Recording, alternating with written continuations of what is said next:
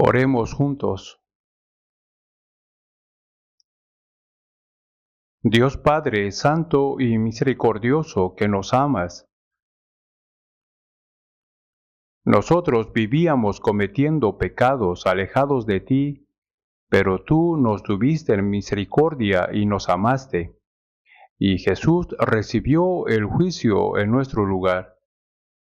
Y Él murió por nosotros derramando la sangre preciosa, y lavó nuestros pecados para siempre, y nos salvó del pecado sin ninguna obra nuestra. Tú nos hiciste como tus hijos, y también nos diste la esperanza eterna por la cual podemos entrar en el cielo eterno. Por eso te damos gracias.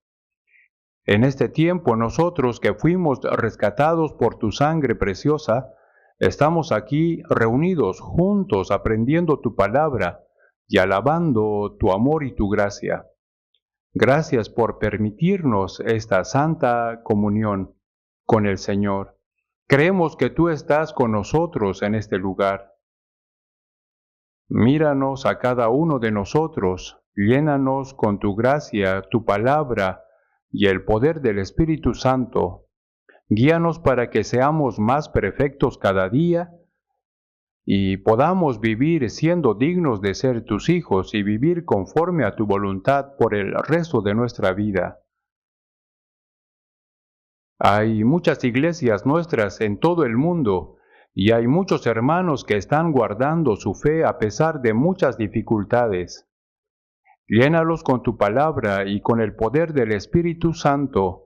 También ayúdalos para que puedan predicar todos los días en cualquier dificultad, confiando en ti, y que puedan salvar a las almas perdidas. También te pedimos que tú perfecciones y renueves cada día a los que recién recibieron la salvación con tu palabra, para que ellos puedan vivir para tu gloria y por el resto de sus vidas. Hubo un seminario en esta semana también. Creemos que tú salvaste a muchas almas. También cada semana se están realizando seminarios en muchos lugares, en Corea y también en todo el mundo, y muchos están recibiendo la salvación.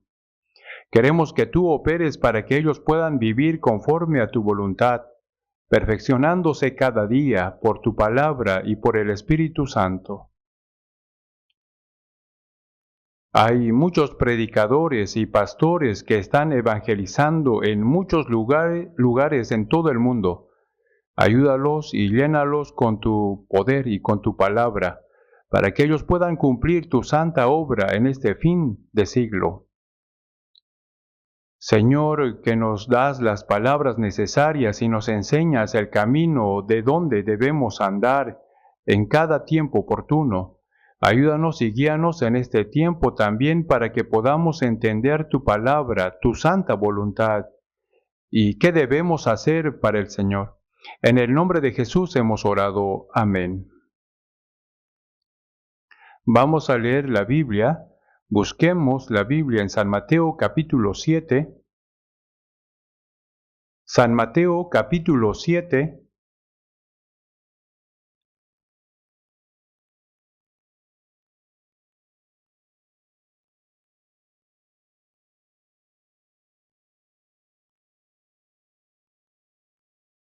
San Mateo capítulo 7, versículo 13 y 14. San Mateo 7, 13 y 14, dos versículos, leamos juntos. Entrad por la puerta estrecha, porque ancha es la puerta y espacioso el camino que lleva a la perdición, y muchos son los que entran por ella. Porque estrecha es la puerta y angosto el camino que lleva a la vida, y pocos son los que la hallan. Hoy, escuchando el cántico del coro de nuestra iglesia, me hace querer seguir escuchando en vez de dar palabra. En los himnos hay las enseñanzas de la palabra de Dios. También hay testimonios de los salvos. También algunos himnos expresan nuestra esperanza y nuestro anhelo. en nuestra oración también.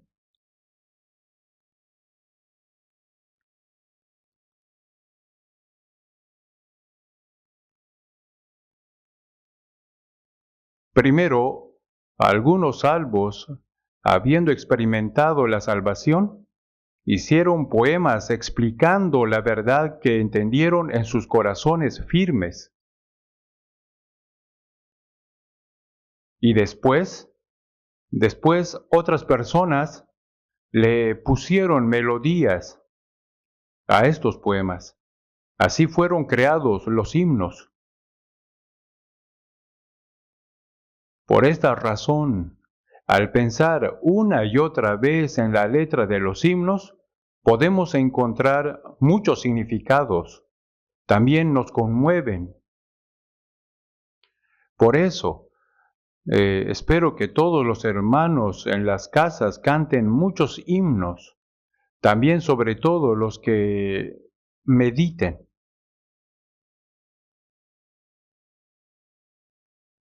De verdad, nos da pena escuchar solo una vez el cántico de nuestro coro. Por eso es necesario que en casa volvamos a escucharlo por internet. Yo también el sermón también debemos volverlo a escuchar. Yo cuando leo un buen libro, lo leo 2 o 3 veces. En la segunda o tercera vez lo leo subrayando, meditando. Si leo una sola vez, no me acuerdo bien de lo que he leído. Obviamente, aunque lo lea muchas veces, tampoco me acuerdo de todo. Pero repitiendo algunos contenidos, se graban en mi corazón. De la misma manera con los himnos y los sermones. He escuchado que algunos hermanos escuchan el mismo sermón varias veces en su casa. Eso es un buen hábito. Esta manera seguro ayuda mucho a nuestra vida cristiana. Hoy vamos a aprender la palabra de Jesús en San Mateo capítulo 7, versículo 13 y 14. Yo decidí hacer este tema, el sermón de hoy, la puerta ancha y la puerta angosta.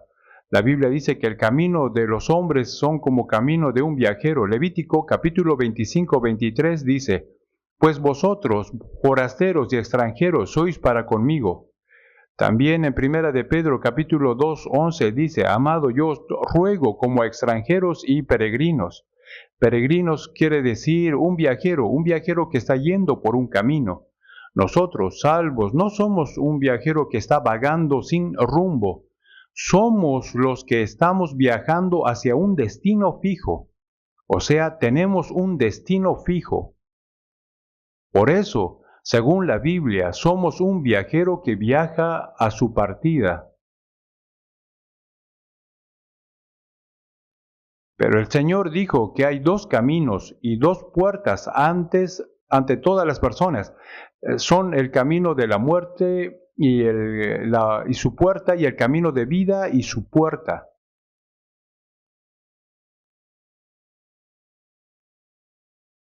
Todos los hombres nacen siendo pecadores, apartándose de Dios, y han pasado por la puerta ancha y están caminando en el camino de muerte. Es un camino estrecho.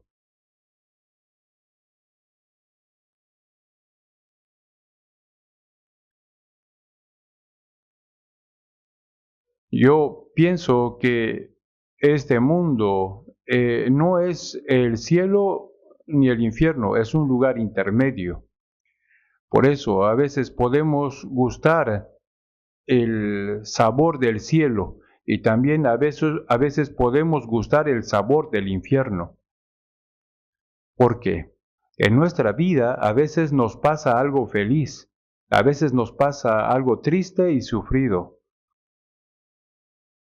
Dios dijo que este mundo no permanecerá para siempre. Si vemos Hebreos capítulo 13 y 14, dice, porque no tenemos aquí ciudad permanente, sino que buscamos la porvenir. En este mundo no hay ciudad permanente. Dios creó al hombre a su imagen. Después le dio la vida para este mundo. Pero la Biblia dice, los días de nuestra edad son 70 años, y si a los más robustos son 80 años, con todo su fortaleza es molestia y trabajo, porque pronto pasan y volamos. En nuestra vida de 70 o 80 años solo tenemos molestia y trabajo. Nuestra vida pronto pasa y estamos volando. Entonces, ¿de qué podemos jactarnos?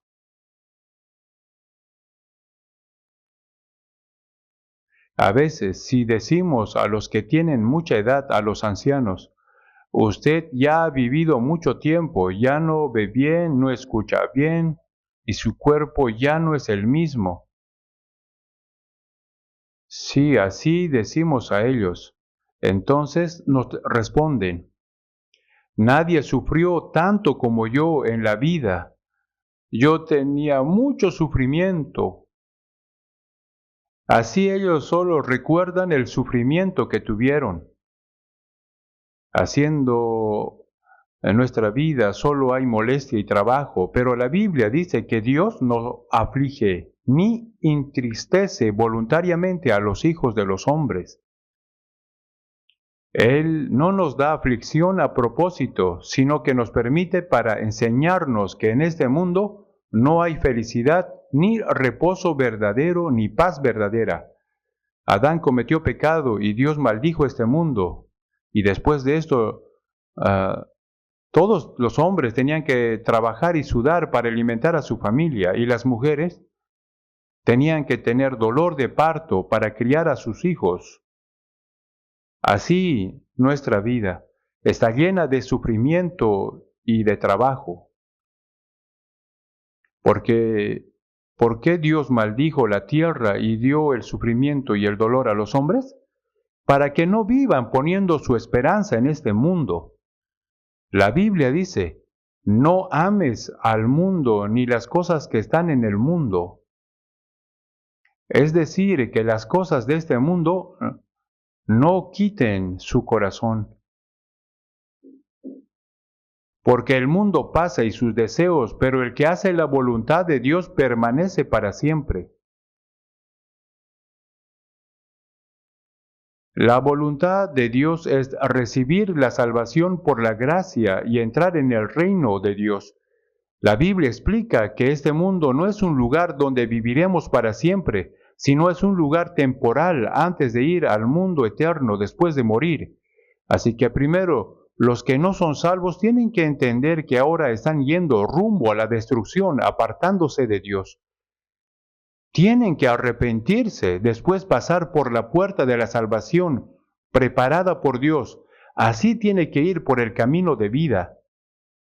Si vemos, Jeremías capítulo 21 dice así, así ha dicho Jehová, he aquí pongo delante de vosotros camino de vida y camino de muerte.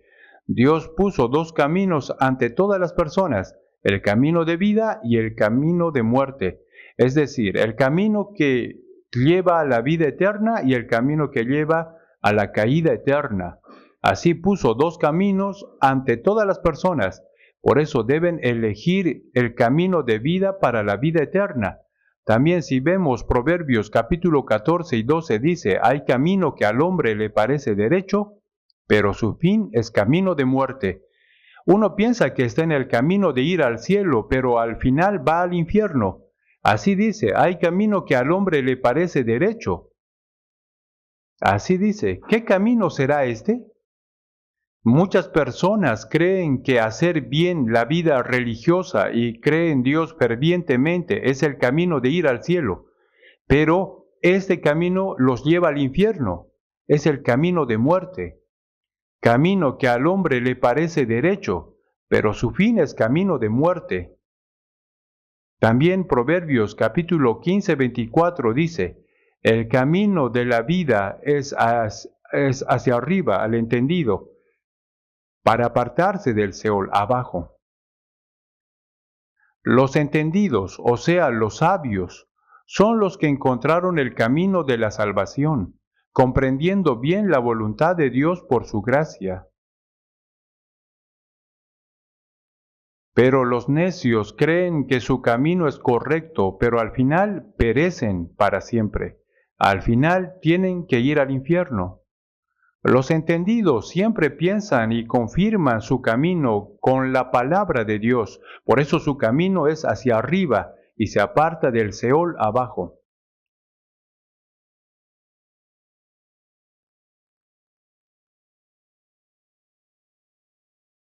En San Mateo capítulo 7:13, Jesús dijo que hay la puerta ancha y la puerta angosta.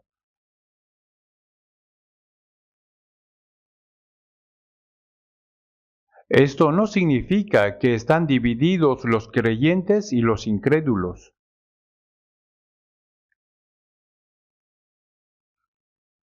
Yo, antes, asistiendo a una iglesia, pensaba que San Mateo capítulo 7, 13 y 14 explica que los que no creen en Dios y viven según sus deseos y viven cometiendo muchos pecados y viven siguiendo a este mundo, ellos están en el camino ancho.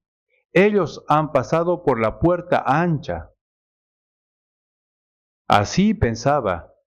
Y los que están yendo a la iglesia creyendo en Dios y viven aprendiendo y obedeciendo la palabra, viven fervientemente para el Señor, ellos ya están en el camino angosto y ellos deben padecer por la causa de Jesús, porque el camino angosto no es un camino, es un camino duro. Así pensaba, así estaba creyendo. Pero luego, aprendiendo correctamente la Biblia, pude entender que el camino ancho y la puerta ancha y el camino angosto y la puerta angosta no son para dividir los creyentes y los incrédulos.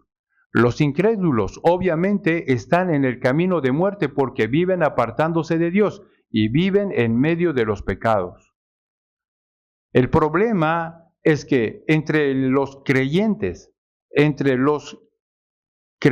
hay dos tipos de personas.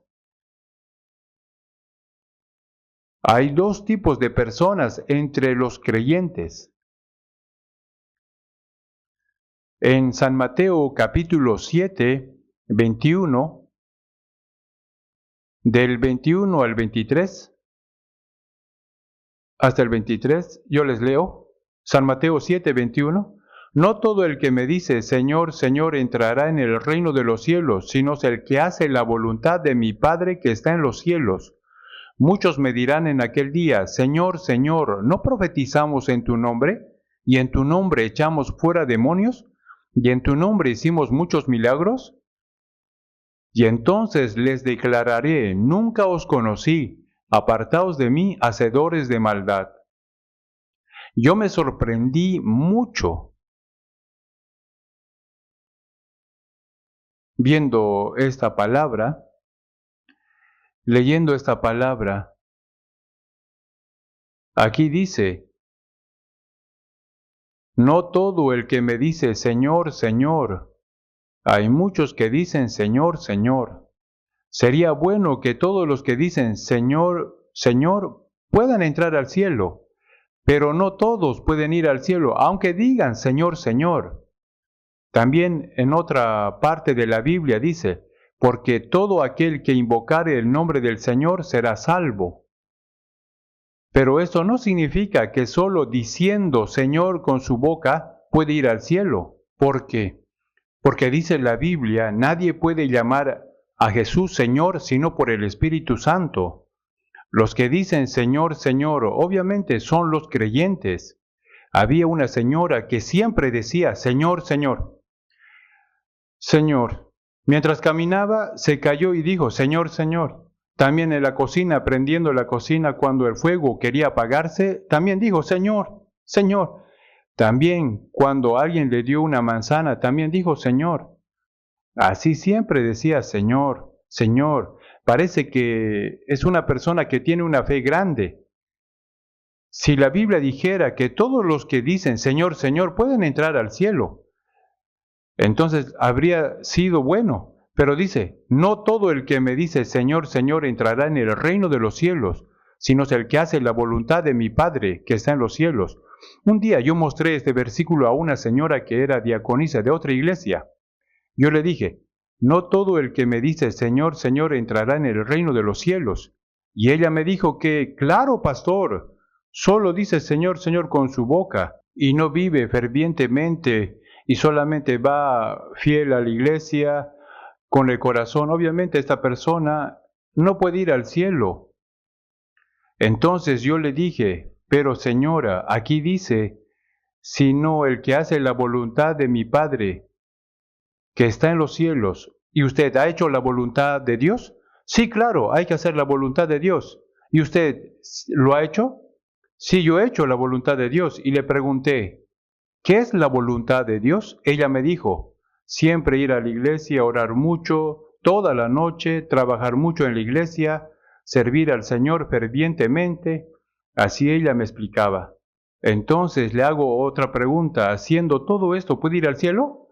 Si pudiera de esta manera, entonces, ¿hasta cuánto hay que hacer? ¿Puede hacer todo esto hasta la muerte, hasta ser viejos? Vean si pueden hacerlo. Esta no es la voluntad de Dios. San Juan capítulo 6:40 dice, y esta es la voluntad del que me ha enviado, que todo aquel que ve al Hijo y cree en Él tenga vida eterna. La voluntad de Dios es entender y creer la gracia de la salvación que Dios cumplió por medio de Jesucristo. Que todo aquel que ve al Hijo y cree en Él tenga vida eterna. Esto es la voluntad de Dios. La primera voluntad de Dios es recibir la salvación. Si es salvo, entonces después también por la voluntad de Dios tiene que llevar una vida cristiana. Por eso, primero hay que ser salvo conforme a la palabra de Dios, conforme a la voluntad de Dios. También el siguiente versículo dice, muchos me dirán en aquel día, Señor, Señor, ¿no profetizamos en tu nombre y en tu nombre echamos fuera demonios y en tu nombre hicimos muchos milagros? Ellos no estarían mintiendo ante el Señor porque realmente ellos hicieron todo esto. No profetizamos en tu nombre significa que ellos eran pastores, predicadores y misioneros, y ellos enseñaban la Biblia. También ellos realmente pudieron echar fuera demonios cuando ellos decían demonio, te mando que en el nombre del Señor salgas de ahí. Realmente salían. Es asombroso, ¿cierto? E hicieron muchos milagros. Ellos de verdad sanaron a muchos enfermos. Es verdad, hicieron todo esto. Entonces podemos pensar que ellos podrían ir al cielo y recibirían muchas recompensas, ¿cierto? Pero el Señor dijo, y entonces les declararé, nunca os conocí. Dijo que no los conoce, pero ellos piensan que el Señor nos conoce porque hicimos esto, otro y muchas cosas por Él. Seguro Él nos conoce, pero les dirá, nunca os conocí. Ellos tendrán mucha vergüenza. Conocer significa que ambas partes se conocen. Es decir, yo conozco a alguien y él también me conoce. Si uno cree en Dios, entonces Dios también tiene que reconocer a la fe de él. El Señor también tiene que creer en él, pero no le cree. La Biblia dice, muchos creyeron en su nombre, pero Jesús mismo no se confiaba de ellos. Eso significa que Jesús no reconoció la fe de ellos. Señor dijo, nunca os conocí, apartaos de mí, hacedores de maldad, hacedores de maldad. O sea, ellos hicieron algo ilegalmente. Hay la ley de Dios para ir al cielo. Eso significa que Dios determinó una manera por la cual el hombre puede ir al cielo. Si es salvo realmente, entonces dirá al Señor, Señor, he hecho muchas cosas en tu nombre. Ya tú me conoces, ¿cierto? Si es salvo, no dice esto. Tú me conoces, ¿cierto? Si es salvo, jamás dirá esto. Un himno dice, cuando esté en el cielo que yo siempre anhelaba, estaré confiado en la salvación y en la justicia de Dios. No estaremos ante Dios confiado en nuestra obra, ni en nuestra justicia, sino en la justicia de Dios. y en la obra que Dios ha hecho con la sangre de Jesucristo, entonces confiadamente estaremos ante el Señor. Aquí San Mateo 7, algunos creían que pueden ir al cielo porque profetizaban, echaban fuera demonios, hicieron muchos milagros en el nombre del Señor. Era gran equivocación. Tenemos que saber que sorprendentemente hasta los falsos profetas pueden hacer milagros, pueden profetizar. El diablo también hace milagros en el nombre del Señor. Los falsos tienen poder por el cual puede engañar y llevar a muchos al infierno. Por eso mucha gente los siguen, maravillados por las obras que ellos hacen. Pero dice la Biblia, apartaos de mí, hacedores de maldad. Eso significa que el Señor no los reconoce. Hay camino de ir al cielo, pero ellos no van por este camino, ni entran por esta puerta, sino van por otro camino y saltan por encima de esa puerta. Eso es ilegal. Ellos creían que pueden ir al cielo y además podían recibir muchas recompensas, pero el Señor les dijo, apartaos de mí, hacedores de maldad. Sí, creen y tienen fe, pero es una fe incorrecta. Hay muchos que creen de esa manera. Por eso, entre los creyentes hay dos tipos. Un tipo que son los que pasaron por la puerta angosta y están en el camino angosto. Y otro tipo son los que pasaron por la puerta ancha y están en el camino ancho. Entre los creyentes hay dos tipos en la Biblia. También sale muchas veces acerca de esto. Entre los creyentes hay muchos que tienen la fe incorrecta.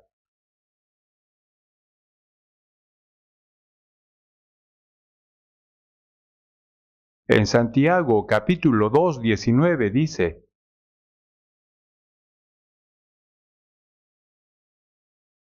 20 también, tú crees que Dios es uno, bien haces, también los demonios creen y tiemblan. También los demonios creen y tiemblan. 20. Mas ¿quieres saber, oh hombre vano, la fe sin obras es muerta?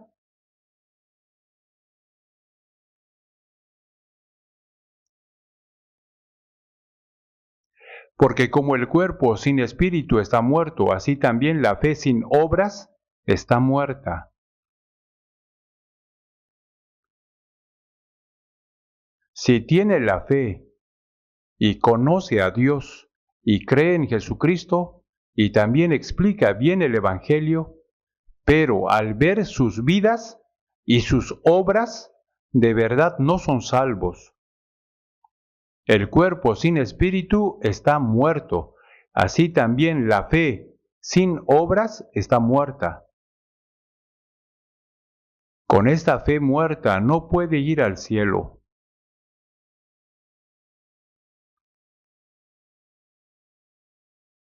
También en primera de Timoteo 1:19 dice el apóstol Pablo dijo a Timoteo, manteniendo la fe y buena conciencia, desechando la cual naufragaron en cuanto a la fe algunos.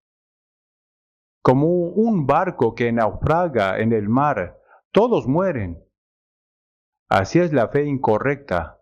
Algunos dicen que tiene fe, pero tiene una fe incorrecta, una fe naufragada. Así podemos decir. Los salvos tienen buena conciencia. Algunos dicen que son salvos, pero no tienen buena conciencia. No tienen una conciencia limpia, diciendo que son salvos, pero a veces se engañan a otros con mentiras y también odia a otros.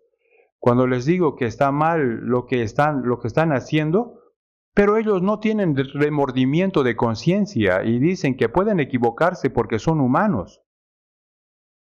La fe sin buena conciencia es una fe naufragada. Pablo dijo, desechando la cual naufragaron en cuanto a la fe algunos. También si vemos 2 de Timoteo capítulo 3 versículos 7 y 8. Estas siempre están aprendiendo y nunca pueden llegar al conocimiento de la verdad. Estas siempre están aprendiendo y nunca pueden llegar al conocimiento de la verdad. Siempre aprenden,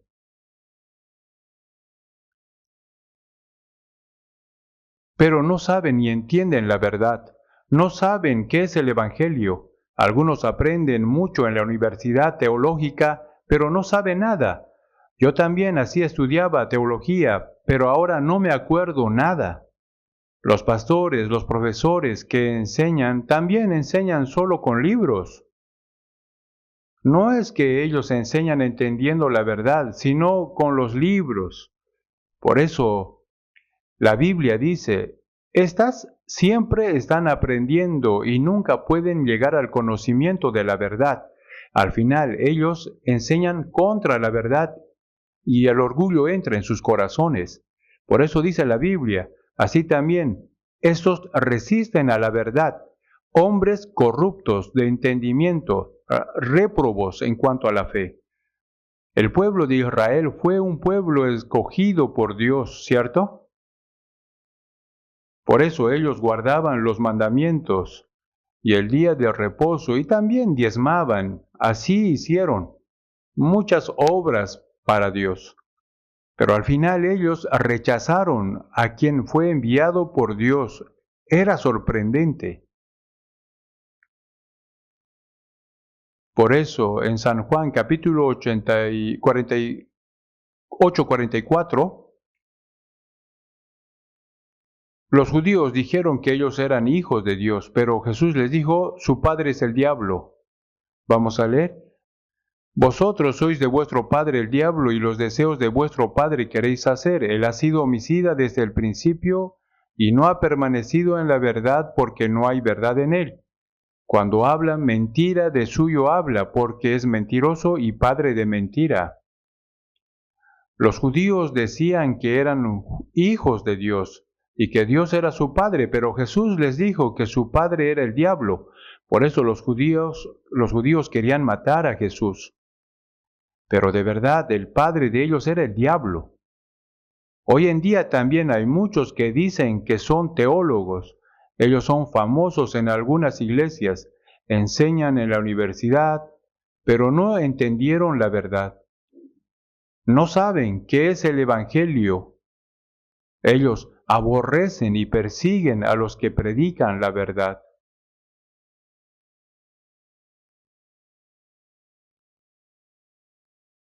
Si leemos el libro de la historia de los cristianos, en Roma, también el emperador Constantino, él perseguía y mataba a cristianos.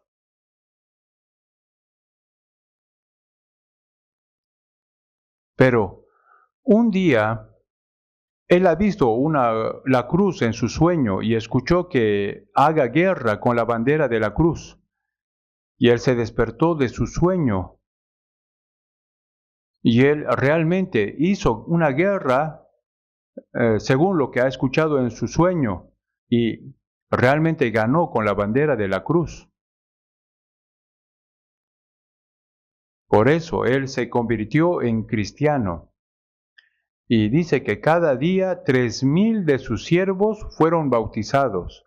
O sea, él obligaba a sus siervos que se bautizaran, 3,000 siervos cada día. También yo predicaba en Moscú, en Ucrania, durante muchos años. Cada vez que iba a Ucrania, predicaba en Kiev. Kiev es la capital de Ucrania.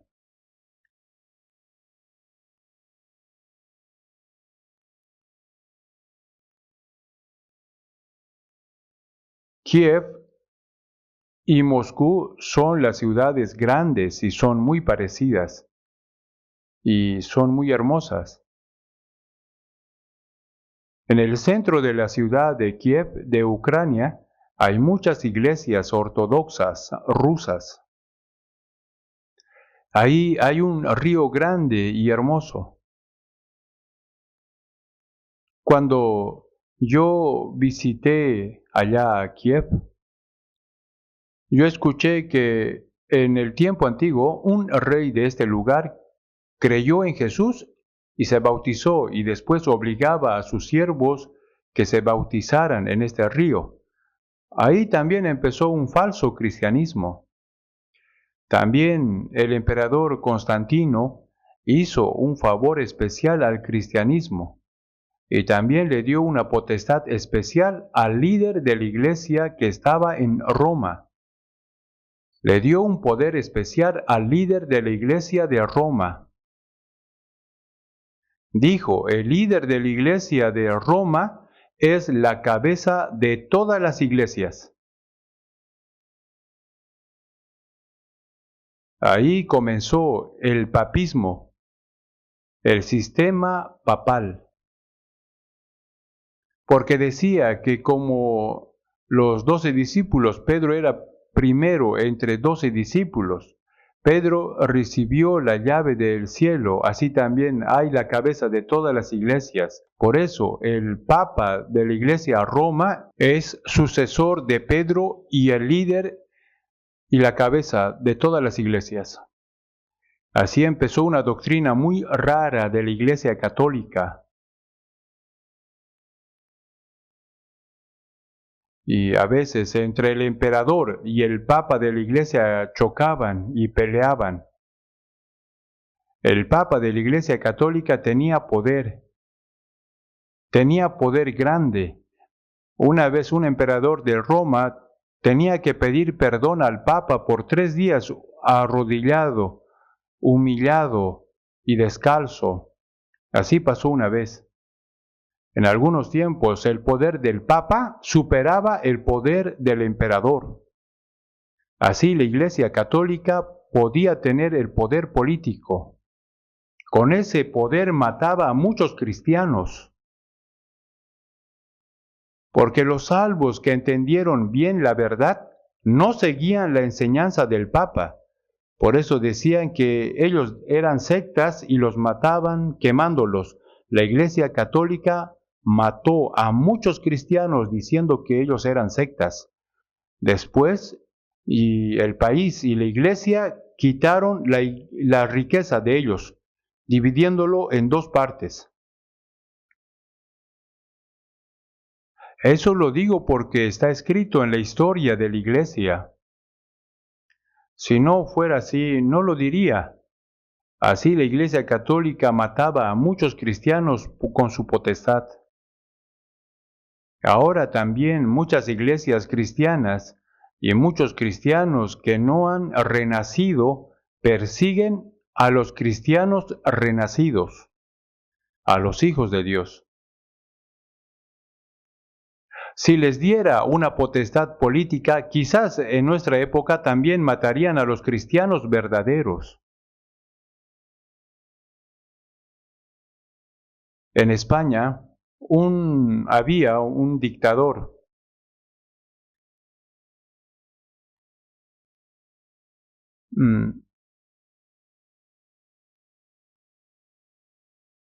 No me acuerdo el nombre, ya lo tenía, pero se me olvidó. Bueno, ese dictador dio armas a los curas de la Iglesia Católica, les permitió e hizo matar a los cristianos. Yo fui a Madrid muchas veces. En Madrid hay un lugar donde está una cruz enorme, que es más grande de todo el mundo. Una cruz muy grande. De lejos también se ve esta cruz. Es el sepulcro de este dictador Franco. Puso una cruz enorme encima de esa roca. Una roca en la parte de abajo de esa roca edificó una catedral. Y hasta ahora, hoy en día, los curas están haciendo misas ahí. Debajo de este salón de esta catedral está el sepulcro de Franco, el dictador. También al lado está un siervo fiel de él, sepultado también. Yo visitaba allá algunas veces y cuando fui allá, la tercera vez, yo escupí en el sepulcro de Franco. Escupí. Pero de lejos alguien me vio. Creo que era un guardia. Me sorprendí. Y él venía hacia mí. Por eso yo fingí que no hice nada. Bueno, no me pasó nada. Pero ya excavaron el sepulcro de Franco de ahí, porque muchos cristianos y muchos saben qué es lo que hizo, muchas cosas malas, incorrectas.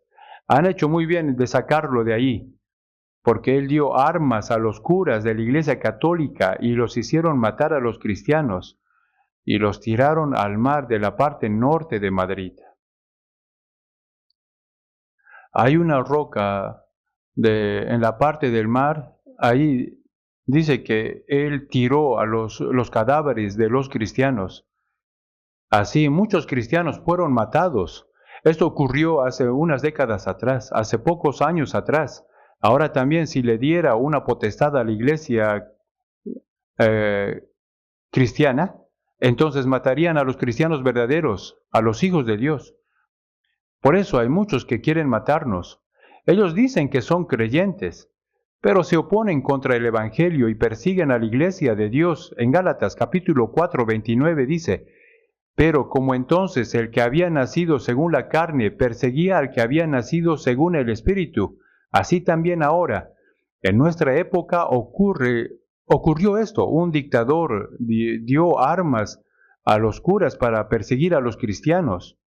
Si de verdad entre los creyentes algunos se oponen contra el Evangelio y persiguen a la iglesia de Dios, sí es importante conocer a Dios y creer en Jesús, pero creer correctamente es más importante, como dice la Biblia en Romanos capítulo 10, 17. Así que la fe es por el oír y el oír por la palabra de Dios.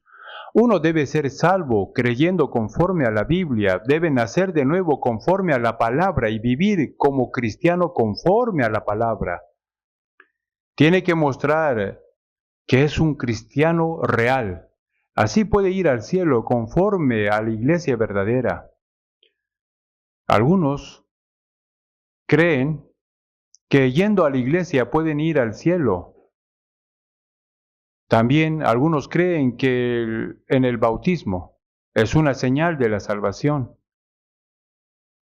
Piensan de verdad, sin nacer de nuevo, puede ser diácono, puede ser anciano de la iglesia y también puede ser pastor y teólogo, sin nacer de nuevo. En realidad, ellos se oponen contra el Evangelio y está llevando a muchos al infierno. Entre los libros que yo escribí hay un libro que se llama La evidencia de ser cristiano. Si hay las evidencias por las cuales puede confirmar que son cristianos. Si vemos 2 de Corintios capítulo 13, 13:5 dice, examinaos a vosotros mismos si estáis en la fe, probaos a vosotros mismos. Si tiene fe, tiene que examinarse. Si su fe está reconocida por Dios o solamente por los hombres. Pero, ¿cómo examinamos nuestra fe? Con la Biblia. A través de la Biblia podemos examinar nuestra fe. Nosotros con la Biblia tenemos que examinarnos a nosotros mismos si realmente entendimos y creemos en la gracia de Dios conforme a la Biblia o no. Si de verdad nacimos de nuevo conforme a la Biblia o no. Si de verdad tenemos una fe correcta o no. Conforme a la Biblia tenemos que confirmar.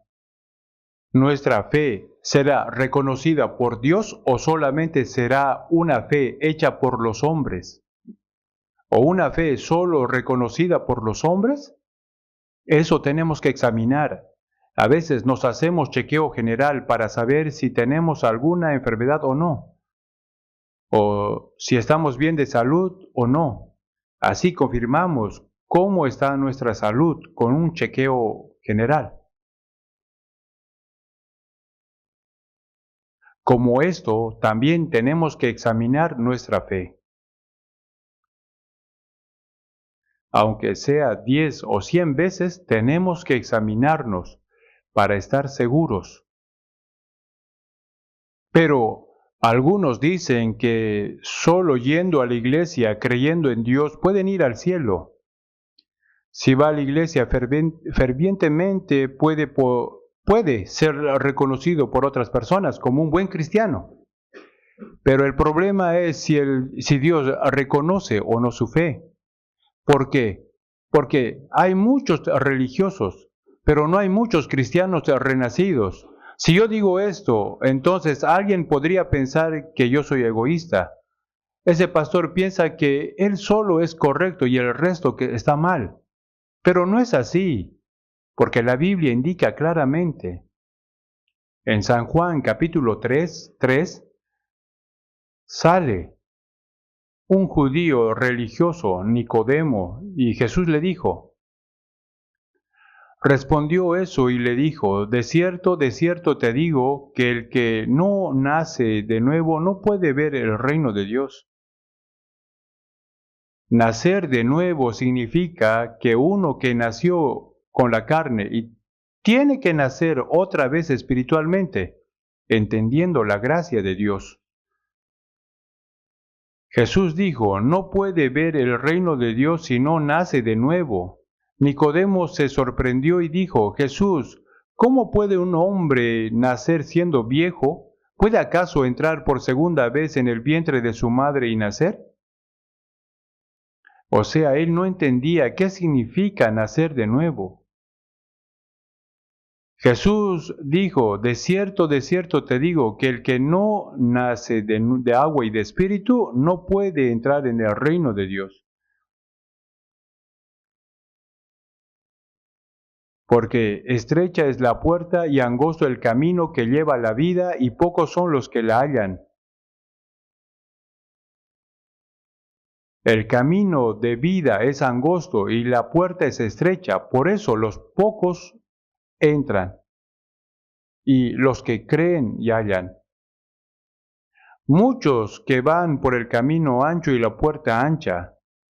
En nuestro país, Corea del Sur, hay muchísimos cristianos que dicen que la iglesia más grande y también la segunda más grande de la iglesia del mundo está en Corea. En algunas iglesias se reúnen unas decenas de miles de personas, muy grande, pero a Dios le gustaría ver a esa iglesia que es tan grande. Entre ellos, ¿cuántos serán salvos? Yo a veces escucho el sermón de los pastores famosos por la televisión. Hablan bien y predican bien, parecen bien, pero su enseñanza les falta el núcleo de la Biblia. Le falta el núcleo de la Biblia. Les digo esto porque sé que todos entienden a qué me refiero. En San Mateo capítulo 22, 14 dice, porque muchos son llamados y pocos escogidos. Porque muchos son llamados significa que hay muchos que van a la iglesia siendo llamados, pero pocos escogidos. Hay muchos que están asistiendo a una iglesia, pero son muy pocos los que son salvos.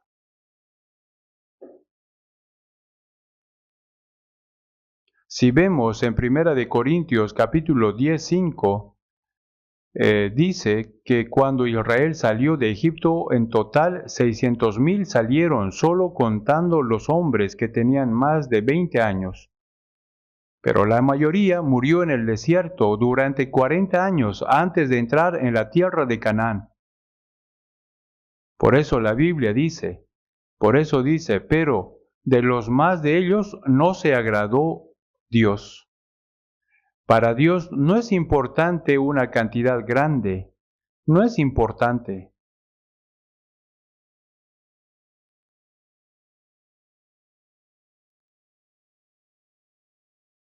Dice, por lo cual quedaron postrados en el desierto. Pero de los más de ellos no se agradó Dios, por lo cual quedaron postrados en el desierto. Eso nos enseña algo muy importante. San Mateo capítulo 7, 13 y 14 dice, entrad por la puerta estrecha, entrad. Dice así, cuando pasamos por la puerta, hay un instante, ¿cierto? Esa puerta estrecha es la puerta de la salvación. Es una puerta por la cual se pasa solo una vez en la vida. Luego va por el camino estrecho por el resto de su vida. En la vida solo una vez nace y después en el cuerpo, ¿no? Cuerpo. La mente y la personalidad va creciendo en el transcurso de la vida. Como esto, primero uno recibe la salvación y uno es un solo momento. La fe de la salvación es una fe dada solo una vez, ahí pasa por la puerta angosta, al momento, al instante, una vez. Y después va por el camino que Dios determinó después que fue salvo, hasta que vaya ante el Señor. La Biblia dice, porque estrecha es la puerta y angosto el camino que lleva a la vida, y pocos son los que la hallan.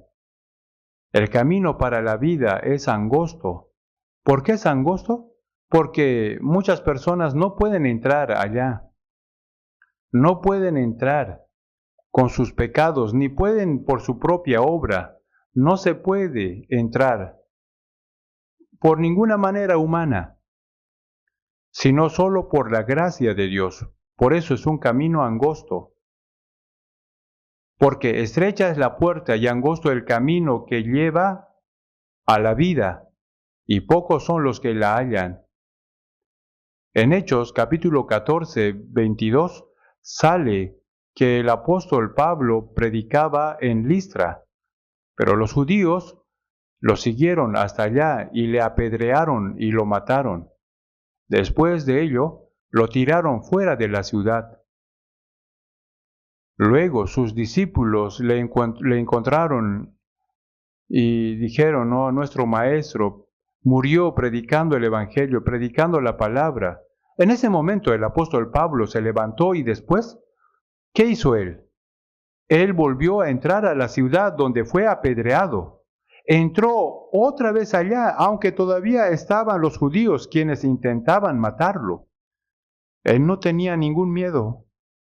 Él dijo, es necesario que a través de muchas tribulaciones entremos en el reino de Dios. La vida cristiana después de la salvación no es un camino cómodo, es un camino estrecho, sufrido. En este camino hay muchos sacrificios y muchas dificultades y tribulaciones. Pero ahora en nuestra época, ¿cuán cómodamente hacemos la vida cristiana? No había ninguna época en la que podríamos hacer tan cómodamente la vida cristiana. Antes había muchas dificultades y persecuciones para la iglesia. Seguramente todos en sus vidas tendrán muchas dificultades y aflicciones. Pero Dios muestra su puerta y su camino a los que buscan anhelosamente. Ellos pasando por esta puerta entran en el camino estrecho. Al final, entra en el reino de Dios. Una vez pasa por la puerta angosta y entra en el camino estrecho.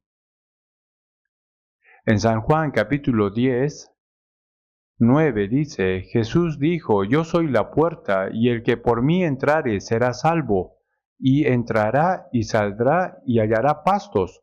Jesús dijo que es Él quien es la puerta de la salvación. Éxodo capítulo 12, 13. Israel llevaba una vida de esclavitud durante 400 años en Egipto. Envió a Moisés y a través de 10 plagas salvó al pueblo de Israel, y la última plaga fue la muerte de los primogénitos. Por eso, todos los primogénitos que estaban en la tierra de Egipto tenían que morir. Pero Dios enseña una manera al pueblo de Israel para que sus primogénitos pudieran ser salvos. Y les mandó que mataran un cordero, o una cabra el día 14 del primer mes y pusieran la sangre en los 2 postes y en el dintel de las puertas. Después les dio que comieran la carne del cordero o de la cabra, asándola con fuego. Y también, como les mandó que comiesen, les mandó que cuando la comieran coman ceñidos sus lomos y sus calzados en sus pies y su bordón en su mano, y que lo coman apresuradamente. ¿Por qué mandó todo esto? Porque al pueblo de Israel finalmente salió de la tierra de Egipto, terminaron 400 años de esclavitud y ya iba a la tierra de Canaán. Es como decir que ya es la hora que viajarán a otro lado, entonces antes de salir de la casa tienen que comer algo rápidamente, apresuradamente y parado.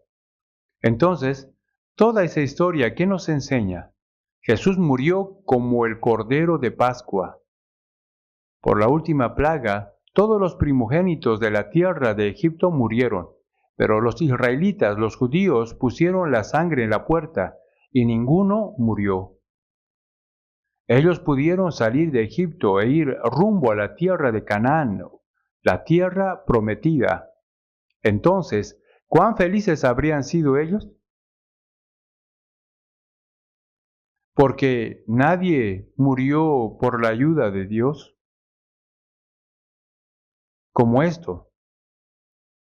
Cuando fuimos salvos, nosotros estamos en una casa cuya puerta estaba pintada con la sangre de Jesús, quien era el Cordero de Dios, el Cordero de Pascua. Dios dijo, y la sangre os será por señal en las casas donde vosotros estéis, y veré la sangre y pasaré de vosotros, y no habrá en vosotros plaga de mortandad cuando hiera la tierra de Egipto. Dios no miró si el primogénito era buena persona o no. Tampoco no le importaba si estaba llorando o estaba feliz. Dios solo miró la sangre. Veré la sangre y pasaré de vosotros. En 1 de Corintios capítulo 5-7 dice, porque nuestra Pascua, que es Cristo, ya fue sacrificada por nosotros. Pascua significa Passover, pasaré de vosotros. Es decir, Dios no va a juzgar viendo la sangre. Dios no me va a mirar a mí, sino la sangre de Jesús, y el juicio pasará de mí, y no me vendrá su ira. Por eso Jesús era la puerta de las ovejas. Y también en San Juan capítulo 4-6 dice, Jesús le dijo, yo soy el camino y la verdad y la vida, nadie viene al Padre sino por mí. Jesús es la puerta y nosotros, pasando por la puerta pintada con la sangre de Jesús, fuimos salvos y después vamos por el camino que Dios determinó hasta que vayamos al cielo. Jesús es el camino, es la verdad y la vida, es la palabra de Dios. Por eso, este camino obtenemos la vida eterna. En San Mateo capítulo 3:16 dice, Jesús fue bautizado en el río Jordán. ¿Por qué él tenía que bautizarse? Solo los pecadores tienen que bautizarse después de la salvación, pero ¿por qué Jesús tenía que bautizarse? Jesús mostró con su bautismo que aunque no tenía ningún pecado, pero él iba a morir y a resucitar en nuestro lugar. Cuando él fue bautizado por Juan el Bautista, la Biblia dice que se abrió las puertas de los cielos. Sobre él venía el Espíritu Santo y hubo una voz de los cielos que decía, este es mi Hijo amado en quien tengo complacencia. Jesús recibió el juicio de la maldición en nuestro lugar y murió en la cruz. Cuando él fue bautizado primero, totalmente fue sumido. Eso indica la muerte. Y sale del agua, resurrección. Indica resurrección. Es decir, por la muerte, por su resurrección, de Jesús se abrió las puertas de los cielos. Eso significa que antes estaban cerradas las puertas de los cielos por los pecadores de los hombres. pero ya se abrió cuando Jesús murió y resucitó. Por eso, en Apocalipsis capítulo 3, versículo 8 dice: He aquí he puesto delante de ti una puerta abierta, la cual nadie puede cerrar. El Señor abrió la puerta del cielo. Primero Jesús murió en la cruz y resucitó y ascendió al cielo pasando por esa puerta. Nosotros también iremos por este camino. También si vemos Hebreos capítulo 10, 20, por el camino nuevo y vivo que Él nos abrió a través del velo, esto es, de su carne. En el templo de Jerusalén había lugar santo y lugar santísimo, y había un velo que está en medio de entre estos dos lugares. El lugar santo era un lugar donde siempre los sacerdotes entraban todos los días y servían a Dios. Pero el lugar santísimo era un lugar donde solo el sumo sacerdote entraba con la sangre del cordero y la echaba 7 veces encima del arca del pacto. ¿Para qué? Para que los pecados de Israel fueran perdonados. La tapa del arca del pacto se llama propiciatorio. Esto tiene un significado de perdonar los pecados. Por eso encima de esto echaban la sangre. Después de echar la sangre, el sumo sacerdote oraba a Dios y ahí fue perdonado el pueblo de Israel. Así sucesivamente cada año se hizo este sacrificio por los pecados. Así cada año se realizó esto el día 10 del mes séptimo. Esto era el modelo de lo que Jesús iba a cumplir. Jesús no entró en el santuario de la tierra, sino entró en el santuario del cielo, en el lugar santísimo del cielo. Y Él murió en la cruz y su sangre fue echado ante Dios. Por eso dice, el velo se rasgó. En San Mateo capítulo 27 dice que cuando Jesús murió el velo del templo se rasgó en dos, de arriba a abajo. Cuando el sacrificio por el pecado, el sumo sacerdote abriendo el velo y entraba al lugar santísimo, y al salir el velo se cerraba. Pero cuando Jesús murió, Dios rasgó el velo de arriba a abajo. Es decir, Dios derribó la pared que estaba en medio de Dios y los hombres por los pecados. Jesús entró al lugar santísimo celestial y entra y ahora está orando por nosotros, mostrando su sangre a Dios. Por el camino nuevo y vivo que Él nos abrió a través del velo, esto es su carne. Velo, esto es de su carne.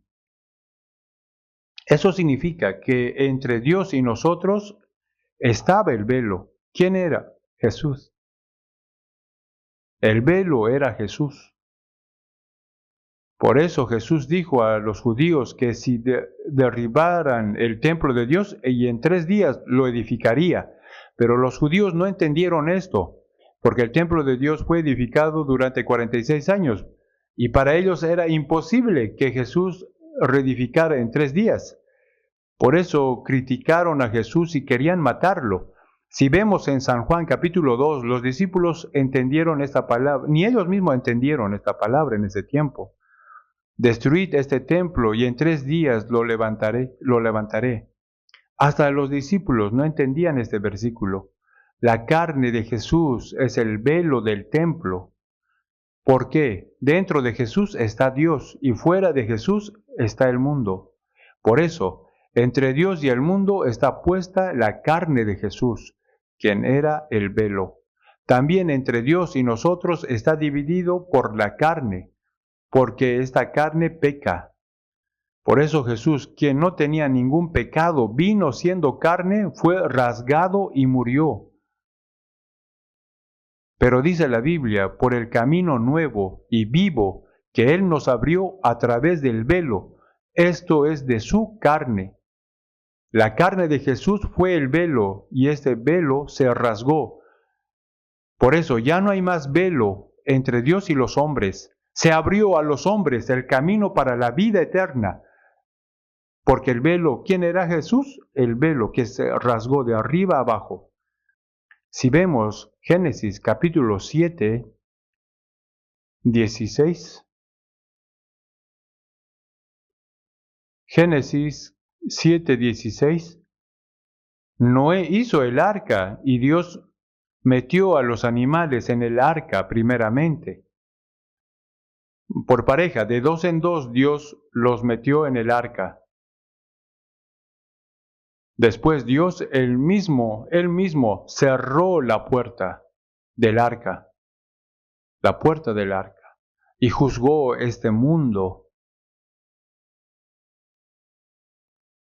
Juzgó con el diluvio. Eso también es un modelo de la enseñanza de la Biblia. Entonces, primero el arca es el modelo de Jesús. Yo pienso que los animales que Dios metió indica a los pecadores que están en este mundo. Noé y su familia indica al pueblo de Israel que fue escogido por Dios. Entonces los animales indican a los gentiles.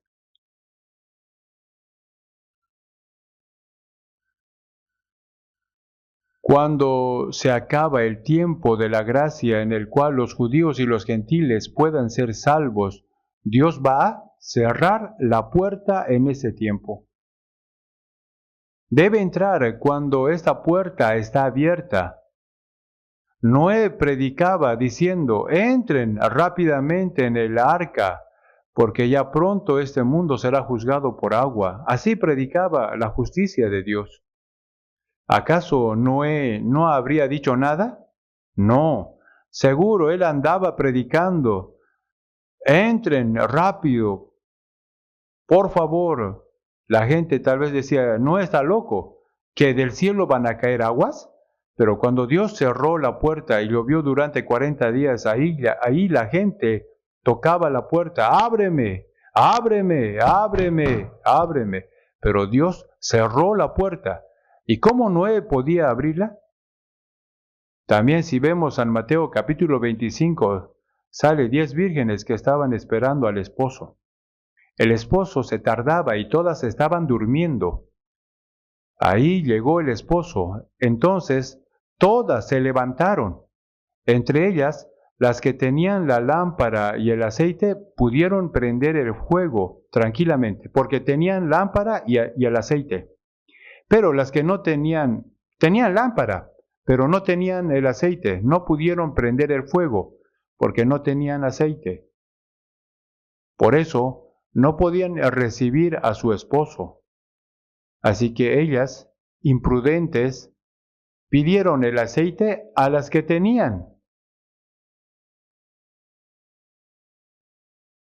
Y las que tenían, ellas, ¿cómo le respondieron? Para que no nos falte a nosotras y a vosotras, id más bien a los que venden y comprad para vosotras mismas. Mientras las vírgenes insensatas compraban el aceite, la puerta del banquete se cerró. O sea, el esposo, él cerró la puerta. Luego ellas vinieron y pidieron que abran la puerta. Pero el esposo dijo, de cierto os digo que no os conozco.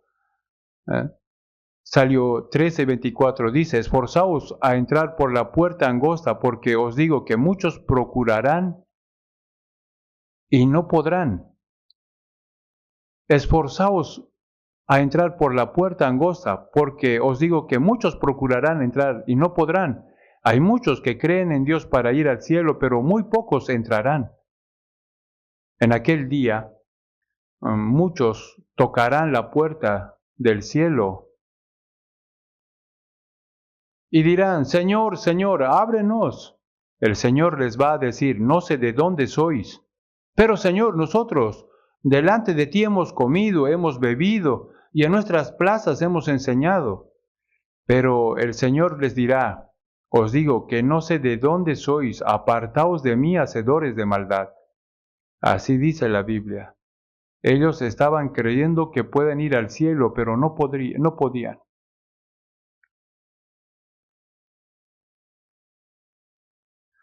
También vamos a ver San Mateo capítulo 15, versículo 12 al 14. Busquemos San Mateo capítulo 15, versículo desde el 12 hasta el 14. Capítulo 15, versículo de 12 al 14. Voy a leer. Entonces, acercándose sus discípulos, le dijeron: ¿Sabes que los fariseos se ofendieron cuando oyeron esta palabra? Pero respondiendo él dijo: Toda planta que no plantó mi Padre Celestial será desarraigada. Dejadlos, son ciegos, guías de ciegos. Y si el ciego guiare al ciego, ambos caerán al hoyo. Aquí también dio una palabra muy seria y muy importante. Primero dice, así toda planta. Quiere decir que ya estaban plantadas. Están plantadas, pero si no plantó mi Dios celestial, será desarraigada. ¿Qué significa esto? Por ejemplo, yo sembré la planta de soya, pero luego lleva lentejas. Puede pensar, está bien, igual tengo lentejas. Así yo puedo pensar, pero el Señor no piensa así. Él va a sacar lo que Él ha plantado. Aunque sea cosa buena, si Él no ha plantado, Él lo saca. Toda planta que no ha sido plantó mi Padre Celestial, será desarraigada. Los judíos creían que ellos tenían la fe buena, correcta, pero el Señor dijo, son diablo, son ciegos, guías de ciegos. Y si el ciego guiara al ciego, ambos caerán en el hoyo. Entonces, ¿qué será lo que Dios siembra? Dios siembra la vida. Si no tiene la vida eterna, no fue sembrado por Dios. Si no tiene vida eterna según la palabra, no fue sembrado por Dios. En Mateo capítulo 3:12 dice, su aventador está en su mano, y limpiará su era, y recogerá su trigo en el granero, y quemará la paja en el fuego que nunca se apagará. En el tiempo de la cosecha, al principio los granos y las pajas están mezclados, pero recogerá su trigo en el granero. Es decir, la gente como el grano va para el cielo, las pajas. ¿Qué es la paja? Tiene cáscara, pero no tiene grano. Entonces las pajas serán quemadas en el fuego. Eso será el fuego del infierno. ¿Quién será paja?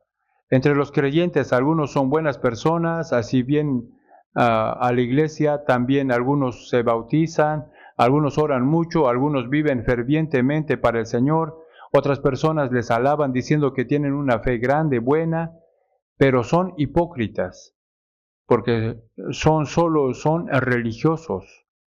Ellos son pajas, porque no tienen grano en ellos, no tienen núcleo dentro de ellos. También busquemos San Mateo capítulo 13. San Mateo capítulo 13, versículo 24. Capítulo 13, versículo 24. 13. Mateo 13, 24.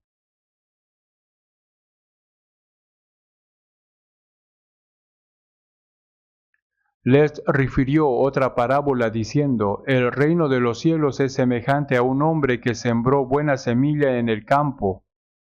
Pero mientras dormían los hombres, vino su enemigo y sembró cizaña entre el trigo, y se fue. Y cuando salió la hierba y dio fruto, entonces apareció también la cizaña. Vinieron entonces los siervos del padre de familia y le dijeron, Señor, ¿no sembraste buena semilla en tu campo? ¿De dónde pues tienes cizaña? Él les dijo, un enemigo ha hecho esto. Y los siervos le dijeron, ¿quieres pues que vayamos y la arranquemos? Él les dijo, no sea que al arrancar la cizaña arranquéis también con ella el trigo. Dejad crecer juntamente el uno con el otro hasta la siega. Y al tiempo de la siega yo diré a los segadores, recoged primero la cizaña y atadla en manojos para quemarla, pero recoged el trigo en mi granero. Aquí dice que un hombre sembró una buena semilla en el campo. Buena semilla es el Hijo de Dios, Hijo del cielo. Pero por la noche vino su enemigo, sembró cizaña entre el trigo y se fue. Después, cuando salió la hierba y dio fruto, entonces apareció también la cizaña. Y los siervos dijeron, ¿quiere pues que vayamos y la arranquemos? El dueño les dijo, no, no sea que al arrancar la cizaña arranquéis también con ella el trigo. Porque los siervos podrían arrancar hasta los trigos, mientras arrancaban la cizaña, por eso les dijo, no, no sea que al arrancar la cizaña arranquéis también en ella el trigo. Dejar crecer juntamente lo uno y lo otro hasta la siega. Y el tiempo de la siega, yo diré a los segadores, recoged primero la siega. Recoged primero la siega, atadla en mano para quemarla, pero recoged el trigo en mi granero. ¿Quién será la cizaña? Aquel enemigo es el diablo. ¿Qué habría sembrado el diablo? En 2 Corintios 11:4 dice, porque si viene alguno predicando a otro Jesús que el que os hemos predicado, o si recibís otro espíritu que el que habéis recibido, u otro evangelio que el que habéis aceptado, bien lo toleráis. ¿Qué es lo que hace el diablo? ¿Y qué hacen los siervos del diablo? Ellos predican a Jesús, pero predican otro Jesús. Predican el Evangelio, pero otro Evangelio. Algunos dijeron que han visto al Espíritu Santo, pero no era, sino era un demonio, era otro espíritu. Pero aquí dice que la gente recibe bien todo esto. Hay muchas imitaciones de los artículos lujosos. Hacen muchas imitaciones, son falsas, ¿no? Falsos, pero parecen lujosas, ¿no? Un día un pastor me regaló una imitación de reloj lujoso. ¿Cómo se llama la marca más lujosa de relojes? A Rolex. Rolex. Todavía tengo este reloj, imitación de Rolex. A veces quiero ponerme, pero no puedo, porque algunos podrían mal entender. Si yo me pongo esto, algunos podrían pensar, el pastor tiene un reloj Rolex, por eso no puedo ponerme. Pero el pastor que me regaló me dijo que lo compró con $20, pero podría entender si lo pone. Pero aunque lo observa bien, no parece imitación, parece de verdad. Está bien hecho y también funciona bien, pero creo que si lo uso pronto se va a dañar. Igual a veces lo quiero usar. Así existe una imitación, ¿sí o no? También un pastor que está en Alemania me dijo que él tenía un reloj de imitación y un día se lo puso y un alumno de la iglesia le preguntó, pastor, ¿cuánto sueldo recibe usted? Él se dio cuenta de que era de una marca muy lujosa, aunque era falso. Si usamos un reloj lujoso, aunque sea falso, otros podrían malentendernos. Como hay el falso accesorio lujosos, también existe falso Jesús, existe falso profeta, falso evangelio. Si a la gente lo acepta bien, por fuera parece bien original, pero es una cizaña. Por eso, en 2 Corintios capítulo 11:13 quiere decir que los que predican otro Jesús, otro evangelio, otro espíritu, son falsos apóstoles, obreros fraudulentos que se disfrazan como apóstoles de Cristo. Ellos se disfrazan como apóstoles de Cristo, falsos apóstoles. Pero dice la Biblia, cuyo fin será conforme a sus obras. Al final ellos recibirán el juicio de Dios. Si vemos Gálatas capítulo 1 del 6 al 9 dice: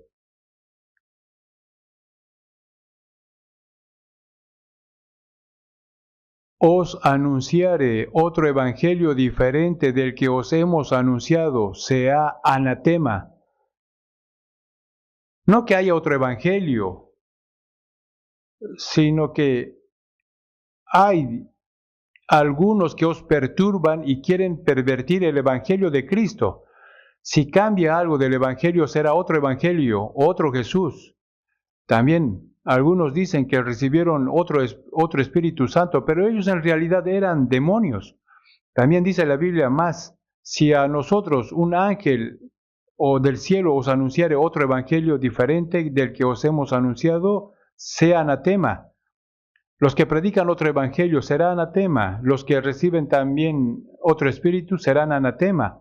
Algunos dicen que hay que creer en el evangelio, pero también tiene que guardar los mandamientos y será salvo. Ese es otro evangelio.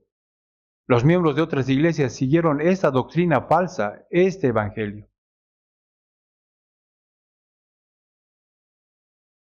Por eso, si otro evangelio también será, ¿qué será? Anatema. Anatema, será anatema.